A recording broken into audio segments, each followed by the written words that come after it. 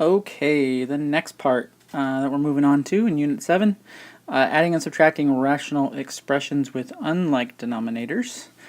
We just did with like denominators, and that was pretty simple, right? You just you add the top, and then you factor and cancel out anything you can. Okay, so it's just like regular fractions. This is exactly like regular fractions also, except for in this case now your fractions look a little uglier. But I'm going to start out actually by showing you how this works with regular fractions. Okay, so I'm going to start with 3/8 plus 4 over 12. Okay, and what we're going to do here is I'm going to use the same method. You should already just kind of realize what the least common denominator would be, but I'm going to kind of break it into kind of the same terms that we're doing with the rational expressions. Okay, so the first thing I'm going to do is I'm actually going to take my denominators and I'm going to break them into their factors, and I'm going to try to find a common factor. Okay, so 8 breaks into 4 times 2, and 12 breaks into 4 times 3, right? Okay, and then we bring down our 3, we bring down our 4. And basically what you're going to do here is you're going to take the factor that the other side is missing, and you're going to multiply that side by it. Okay, so if we look here, the right side is missing the 2 that the left side has. Okay, and so what I'm going to do is I'm going to multiply this side times 2, and then the left side is missing the 3 from the right side, so I'm going to multiply this side times 3 over 3, right?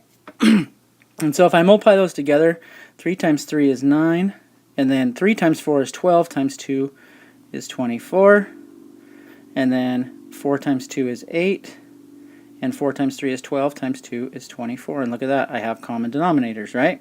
So now I can add my terms, 17 over 24, and I'm done.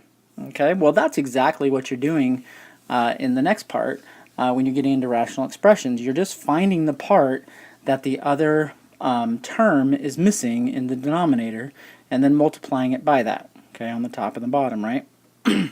So let's take a look at the next one here. Okay, so they have 3 over x squared plus 6 over x, okay? And if you wanted to, you could know, right, that the x squared basically means x times x, right? So what is the right side missing, the right term missing that the left term has? Well, it's missing an x, right? It needs another x in the bottom. And just like fractions, whatever you do the bottom, you got to do the top. Well, the left term is not missing anything, so it doesn't need to be multiplied by anything. So now we found our common denominator, so we do 3 over x squared, and then we get 6x over x squared, right? So now we have common denominators, so we can add them together. So we get 3 plus 6x over x squared. Okay, and we're not done because look at, we have a common factor on top, so we pull out our 3 and we get 1 plus 2x all over x squared. And there you go. That's it. Okay, so you just find the part that's missing and add it to the other one. All right. Okay, so we're on page 7 in our notes. So let's keep moving along here. And the next part is finding the least common multiple. Well, we've already kind of talked about that, but this is just, these are basically just a whole bunch of practice of finding common multiples. Okay, so let's keep going here. All right, so the first one we have 8x squared y squared, and then the other one we have is negative 12xy cubed.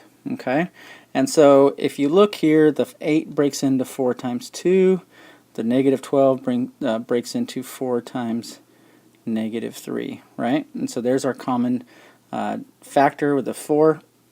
So the left side is missing the negative 3, it needs a negative 3, and it also, let's see, the x's are okay, but it needs another y, right? So it needs another y to get to y to the third.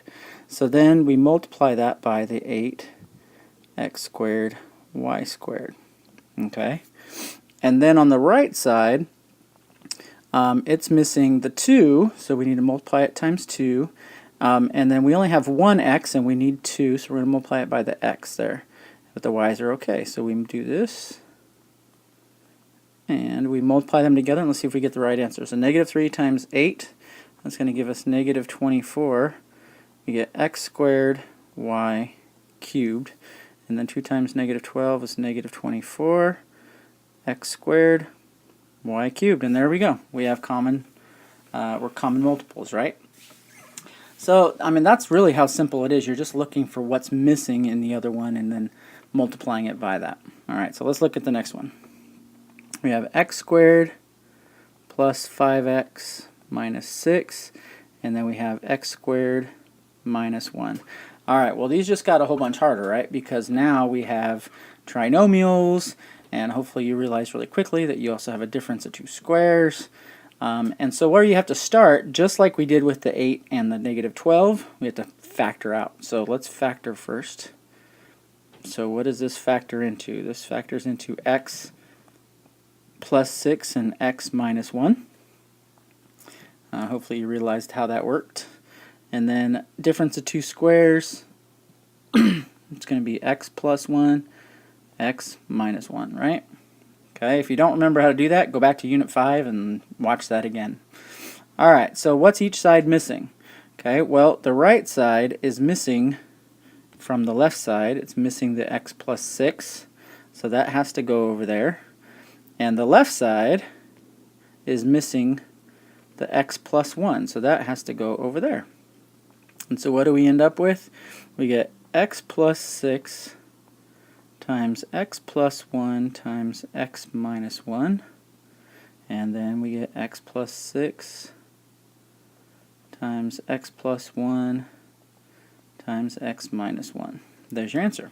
Okay, there's common multiples. We're done.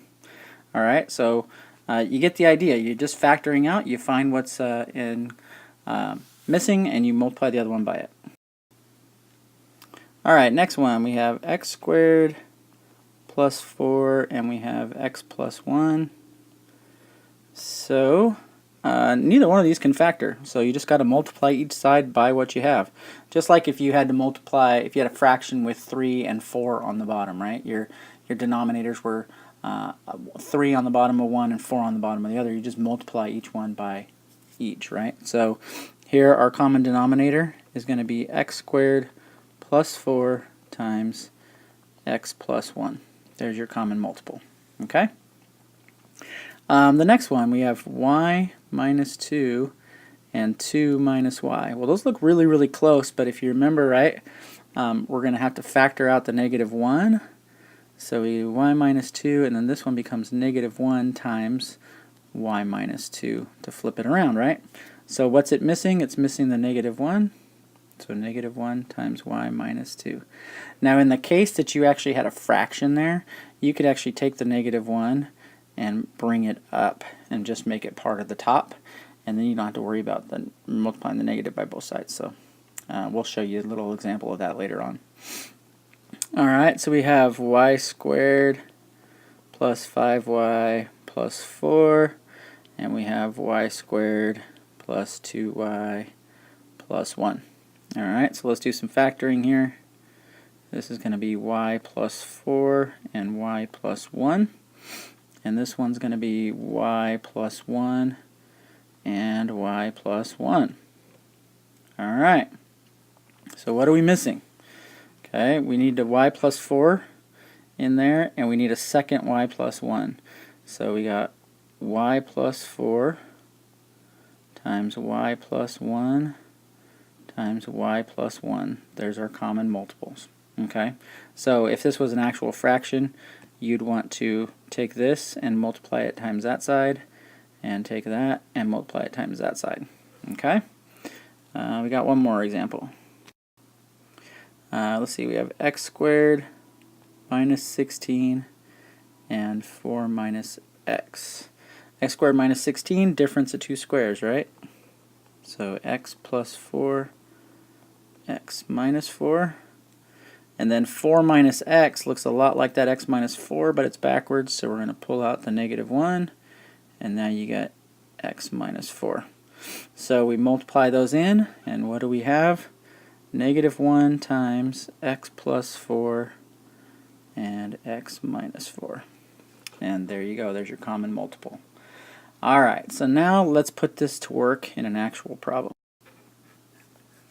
Alright, so the problem we have in the middle of page 8, it's example 5, we have x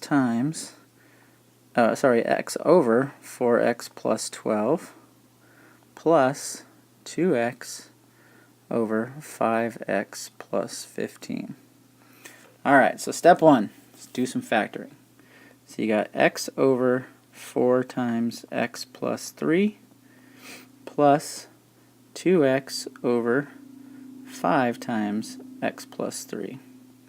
Alright, so we already have the x plus 3 in common, so what's the left side missing? Okay, the left side is missing the 5, so we need to multiply top and bottom, just like we would do in a normal fraction, right, by 5. Okay, now the right side is missing the 4, so we need to multiply top and bottom by 4. So now we multiply them in, we get 5x over 5 times 4 is 20 times x plus 3 plus, and then we multiply it in, so 4 times 2x is 8x over 4 times 5 is 20 times x plus 3. Now if you get to this part and your denominators don't match, you did something wrong. You need to figure out what you did wrong and go change that. Okay. Now we have common denominators, so we can add like terms. So we have 5x and 8x, that becomes 13x over 20 times x plus 3. And there you go. That's your answer. Okay, it's just that simple, guys. It's just like fractions. They're just a little longer now. Okay. Alright, let's look at the next example.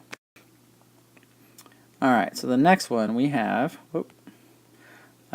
k squared over k minus 5 minus 2 times 5 minus k. Alright, so here's what you're going to do. Okay, our denominators are so close, but they're just backwards, right? So what you're going to do, you're going to factor out that -1, right? So k squared over k minus 5 minus 2 over -1 times, and then that flips around, right? K minus 5. So now we have the k minus 5 together. Now, it's up to you. You can choose which way you want to do this. If you just want to multiply the left side by -1, you can do that. Okay, you're going to end up with the same answer eventually, so don't stress about it if you want to do that. Or what you can do, instead of multiplying because it's just -1, what you can do is you can just take your negative and put it on top. So it becomes k over k minus 5 minus -2 over k minus 5. Okay, so it's just like if I had -3 over 4. Right? Okay, well I could rewrite that. It's the same thing as writing 3 over -4, right? That's the same thing. So that's all you're doing here. If you want to with -1, you can just move the negative up to the top, and now your denominators are the same. Okay, so it doesn't matter which way you do it. It'll work out the same both ways. So don't stress about that. All right, so we have k minus 5 as our denominator. Now we have k minus, okay, don't forget your minus there, -2. So k minus -2 is k plus 2. And there's your answer. K plus 2 over k minus 5.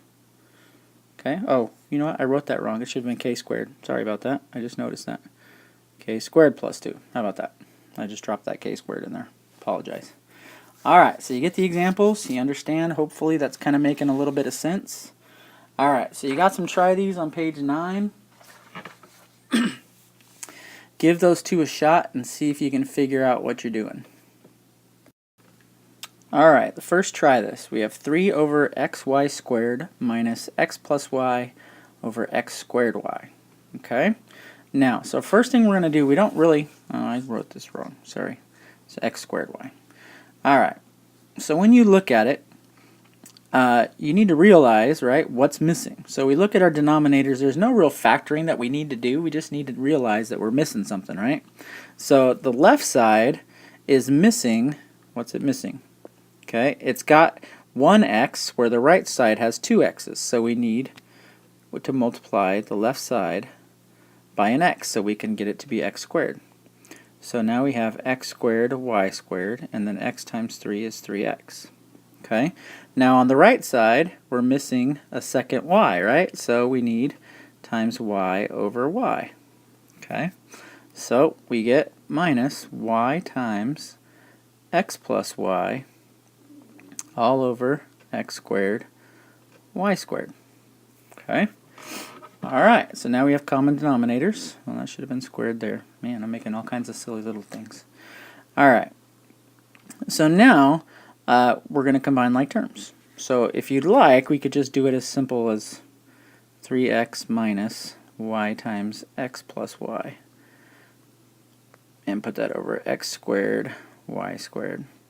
If you multiply that back out, you're going to end up with 3x minus xy minus y squared over x squared y squared. That's not very pretty. So it doesn't really matter. If you wanted to do that, you can go right ahead. But it's a little ugly. So don't freak out about that. Alright. So that's the first try this, and let's go to the next one. Okay, the next one, we have 4 over 3 minus b plus b over 2b minus 6. Okay, so let's factor first. So we have b over 2 times b minus 3.